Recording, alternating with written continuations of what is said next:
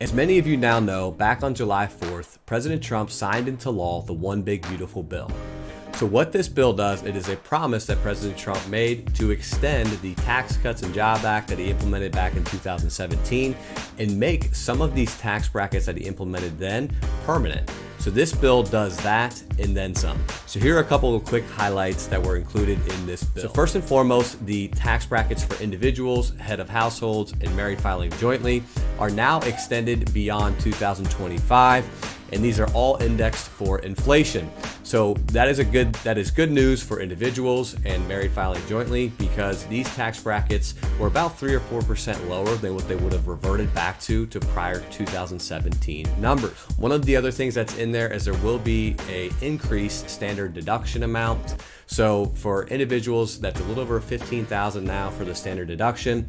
For married couples, it's about $31,000 is that standard deduction.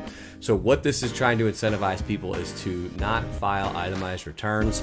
And what this did is this also increased that standard deduction amount. One of the things that is also passed in this bill is the SALT tax. So for people that may have that state tax on properties, the SALT tax limit is now up to $40,000. So they bumped that from $10,000 up to $40,000. Also, one of the campaign promises that President Trump tried to make is that he would not tax Social Security. So obviously this wasn't quite as feasible as he would have hoped. And instead, what he did implement is an additional $6,000 for those that are seniors. So $6,000 in your standard deduction for those that are 65 or older. So if you're a married couple and both are over the age of 65, that could be an additional $12,000 on top of that normal standard deduction amount. So good news for some seniors out there. You could see some more tax-free income from that. Switching over to the business side, so the qualified business income deduction was now made permanent. That's a 20% business income deduction for business owners.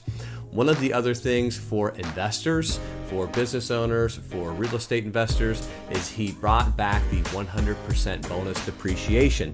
So that depreciation had been getting phased down year over year, went down from 100 to 80 to 60 to 40%.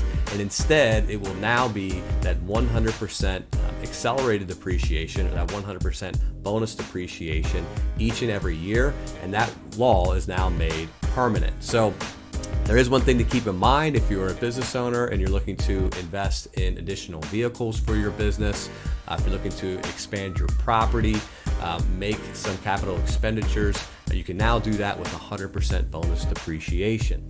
Also, some of the other items that are in there as well that he promised to workers throughout his campaign was no tax on tips and no tax on overtime pay.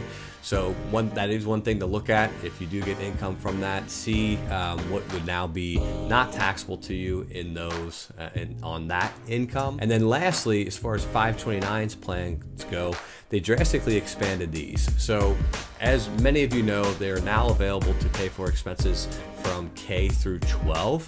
And the limit that you could do is $10,000 a year.